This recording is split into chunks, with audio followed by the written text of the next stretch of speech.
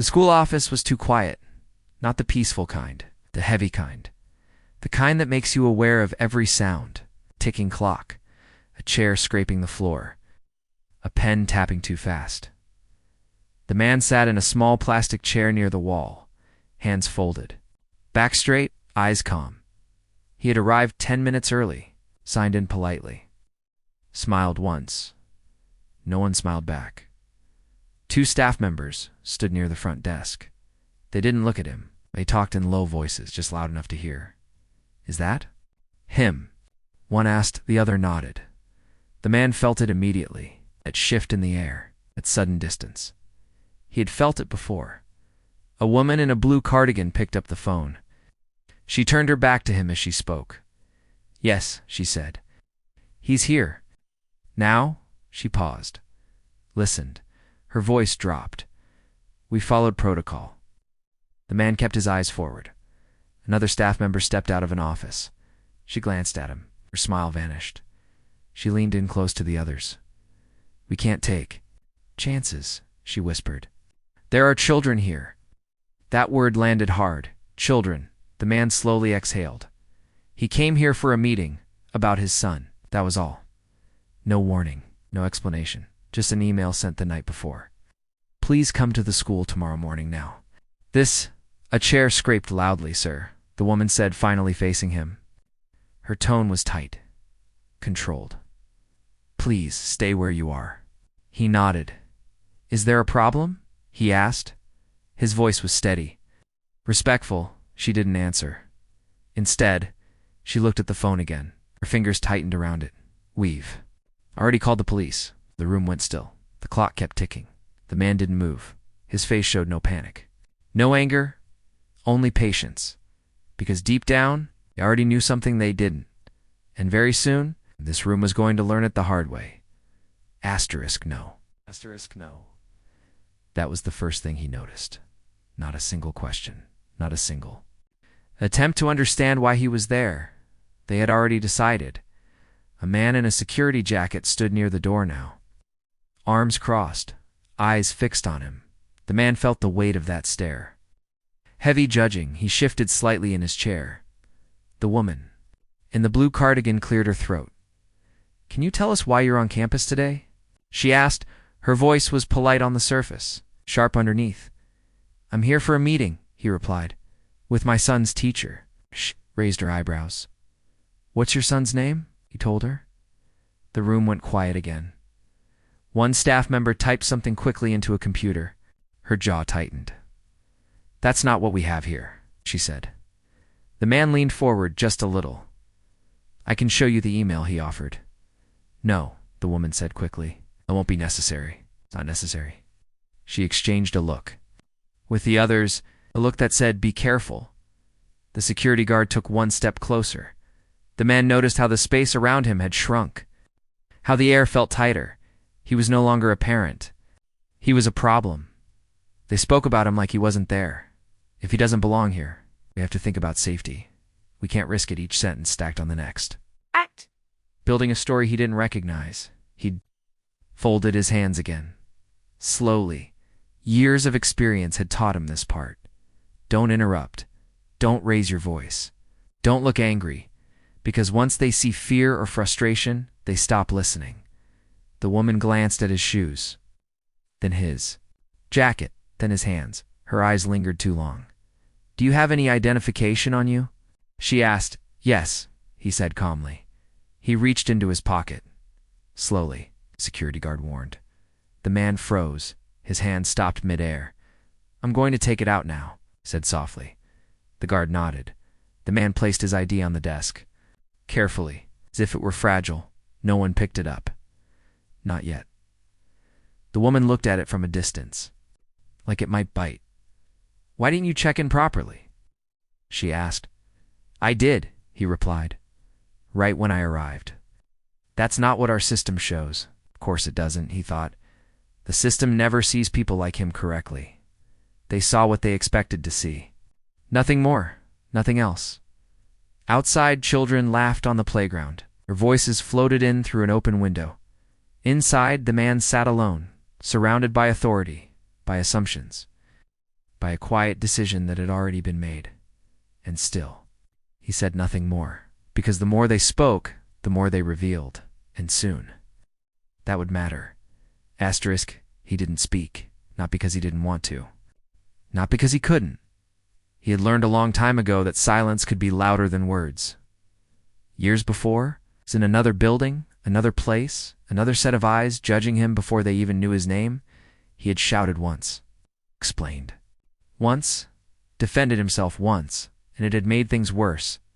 People had taken his words as anger, taken his calm reasoning as aggression, taken his honesty as guilt.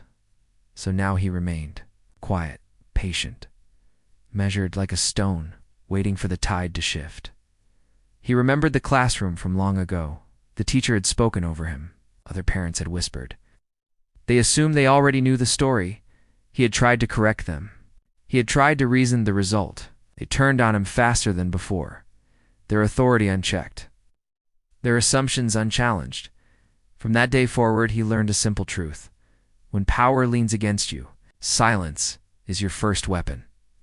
Now, years later, in this very office, the same pattern had begun. Staff speaking over him, judgments made before any evidence. The system against him, he could feel it in the way the woman's eyes darted to the phone, in the way the security guard's stance tightened, in the way the other staff members whispered like shadows. And still, he stayed calm.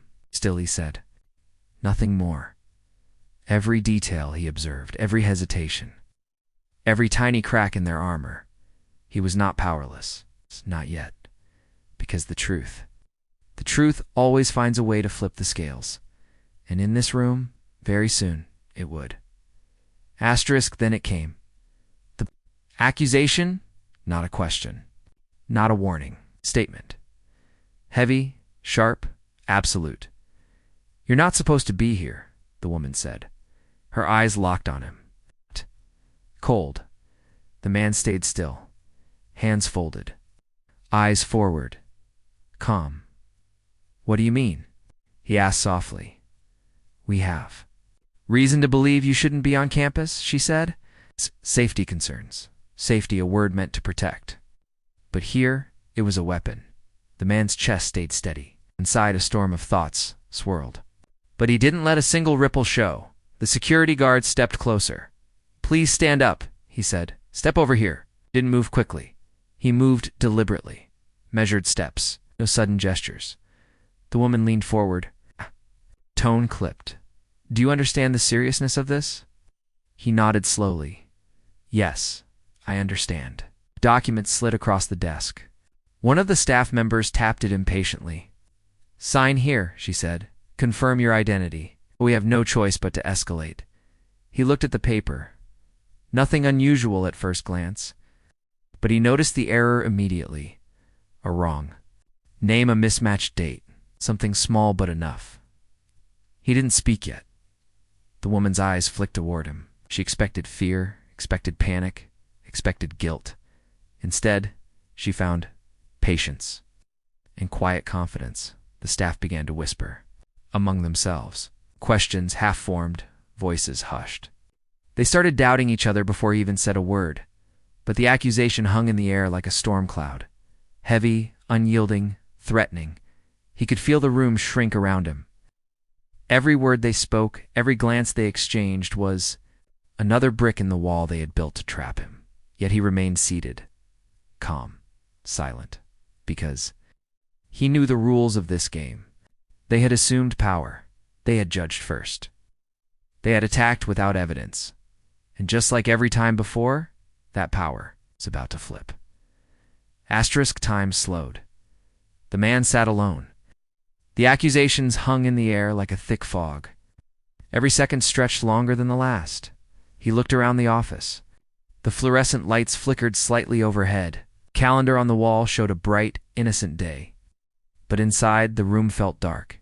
He noticed small things others ignored. A crooked nameplate. A pencil rolling slowly across the desk. Faint hum of the copier in the background. The staff moved around, whispering, checking their phones, writing notes. A small crack appeared in their confidence, but they didn't see it. The man's mind wandered back. Not in panic, not in fear, but in calculation. He remembered another waiting room. Years ago, another accusation, another system, another time when silence was his only shield. He breathed slowly, in, out, in, out. Every detail mattered. Every hesitation. Every glance, every word they spoke, it was all a clue. He noticed one of the staff checking the email system again. Her fingers hovered over the keyboard, her brow furrowed. A phone buzzed on the desk. Someone picked it up quickly. "Hello?" she whispered, her voice uncertain now. The security guard shifted his weight from one foot to the other. He glanced at the man, then away. The man didn't move. He didn't flinch, didn't react, because he knew the moment was coming. The moment when the first piece of truth would slip through. The moment when the power they assumed would start to crumble. Outside, the sounds of the school continued. Children laughing, bells ringing, doors slamming. Inside, one man waited, still, silent, watching, and slowly, very slowly, the tide began to turn. Then it happened. A small crack. Nothing loud, nothing dramatic, just a name, a document, a call, but enough to make the staff falter. The woman in the blue cardigan reread the email. She had printed. Her eyes narrowed. Something didn't match. "Wait," she muttered under her breath. "Why? Why does this date say the 21st? The other staff member leaned over. Her confidence wavered. I can't." "Be right," she admitted softly. The man didn't speak, just observed, calm, patient. The security guard shifted uneasily. He glanced at the others. A hint of doubt flickered across his face. Another phone buzzed. A short call. Someone outside confirming a detail. The woman's lips pressed together. She flipped through the folder again. Her hands shook slightly. Just a little. She had assumed everything. She judged quickly. Acted without proof, and now the first seeds of doubt were planted. The man's heart didn't race. He didn't smile. Didn't gloat. He simply waited because he knew one small crack could become a fracture. And when it did, everything would change. The whispers grew quieter. The room's tension shifted subtly. The staff looked at each other, unsettled. For the first time, they weren't in control. They weren't sure anymore. And the man they thought powerless was the only one fully aware of it. Silence stretched again.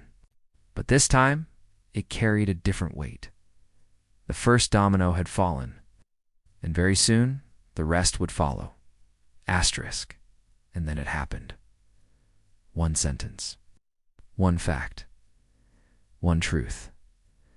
The woman's hand trembled slightly as she held the email. She read it again. This time aloud, this isn't the same John Carter. His appointment is next week. The room froze. The words hung in the air like a storm breaking. The staff's whispers died. The security guard's jaw tightened. Even the fluorescent lights seemed to flicker in disbelief. The man didn't move. He didn't need to. The silence itself was louder than any outburst. The power had shifted. Suddenly, staff who had towered over him looked small. Their confidence cracked. Authority once assumed was gone. One of them tried to speak. But the words faltered. They had no force behind them. No weight, no truth. Another staff member glanced at the door. Then at her colleague, red-faced, ashamed. The realization hit hard. They had accused the wrong man. The security guard lowered his arms. The woman's hands shook. The folder slid from her grasp. Soft thud echoed across the room. And in that instant, everything changed. The man, calm, silent, patient, suddenly seemed taller. Not because he had moved, not because he had shouted, but because truth, finally, had aligned with him. Their power, assumed and unquestioned, had crumbled. He had been underestimated, judged unfairly, pushed into silence. But now, the scales had tipped. The room, once suffocating, now felt theirs. The flip was complete, and for the first time, staff truly understood the weight of their mistake. The room was silent, not the quiet of anticipation, the quiet of realization. The kind that presses down on your chest. The staff looked at each other. No one spoke first. No one had the courage. The woman in the blue cardigan's hands still shook. The security guard avoided eye contact. The others shifted nervously, papers crumpling under their fingers, because the truth wasn't just in the room. It was about to reach outside. Emails had already been sent. Phones had already buzzed. Someone outside had already witnessed their behavior. In a world where information travels fast, their arrogance, their assumptions, their snap judgment, all of it would be known. The small crack had grown into a fracture, and now the consequences were public. A teacher who had laughed at the idea of safeguarding protocols suddenly realized how badly they had failed. A staff member who whispered about risk felt shame fill the space where authority had once been. Even the security guard, who had only followed orders, felt the weight of being complicit. Outside the office, other parents glanced at the door. They had overheard fragments. They'd witnessed tension, confusion, doubt. The staff who once seemed untouchable now appeared vulnerable. The man didn't raise his voice. He didn't gloat. He simply collected his things, his dignity intact, his presence commanding, and as he walked out, the staff could only watch. Their mistake visible, their assumptions exposed. Their world quietly shifted around them. They had acted as if they were untouchable, as if their judgment was final. The public, the children, the school, community, they now knew differently. And in that knowledge, there was consequence. A quiet, undeniable lesson. Power, when abused, can reverse in an instant. And those who assume it without truth will always face the fallout. Asterisk, he finally spoke. Not with anger, not with bitterness, not with shouting, just a calm, steady voice. I understand mistakes happen, he said. Assumptions are easy to make, but they come at a cost. The staff flinched. His words were measured. Every syllable landed like a weight. I came here for my son, he continued. For a simple meeting, nothing more. And yet, your assumptions turned a parent into a problem. Your fear created tension, and your words created shame. The woman in the blue cardigan swallowed hard, her throat dry. The security guard lowered. His head no one dared interrupt. He paused, letting the silence do the work, because sometimes silence after words cuts deeper than words alone. Power, he said softly, is not what you assume it to be. It is not yours to wield over others without truth. And it is certainly not yours to use against someone who has done no wrong. His gaze swept the room, calm, unwavering, honest. And now, he said, picking up his bag, you have a choice. You can learn, you can ignore it, and let the lesson repeat. He turned, not angrily, not vengefully, simply turned and walked out of the office. The staff remained frozen, their voices caught in their throats. Their earlier confidence shattered, because when someone wronged is calm, patient, and composed, their words are sharper than anger. Their truth hits harder than any shout, and the man's truth was unforgettable. Asterisk, the man left the office, but the weight of what had happened stayed behind. The staff sat in silence, staring at the empty chair. No one spoke first. No one could. Emails had already circulated. Calls had been made. The story was quietly spreading through the school. Parents were asking questions. Teachers were watching closely. Even the children, oblivious to the tension, earlier sensed the shift in the air. The woman in the blue cardigan replayed the moment in her mind. The wrong assumptions, the harsh words, the fear she had let rule her actions. And now, the consequences were real, visible, undeniable. The security guard, usually confident, felt a heaviness he hadn't known before. He realized that blindly following authority could carry consequences too. The other staff members whispered among themselves. Trust had been broken. Authority had been questioned. And respect, the thing they assumed they commanded, had evaporated. Meanwhile, the man walked to his car. Calm, collected, measured. Not a victory in his mind. It's just a quiet resolution. He hadn't changed. The world around him had. And as he drove away, he reflected on a simple truth. People assume power is theirs until it isn't. Judgments are easy to make. But truth has a way of finding its voice. And when it does, no amount of authority, no system, no whispered assumptions can stop it from flipping the scales. Asterisk, he walked through the school gates one last time that day. The same walk. Same steps. But everything felt different. Inside the office, the staff still sat frozen. The echo of their mistake lingered. The walls had witnessed something they couldn't erase. Outside, life went on. Children laughed. Teachers moved from class to class. Parents came and went. But inside that room, time had stopped for them. They had assumed power. They had judged too quickly. They had forgotten one simple truth. Authority is not a shield from accountability. Assumptions are not proof of reality. And every action has a consequence. Didn't shout. He didn't make a scene. Didn't need to.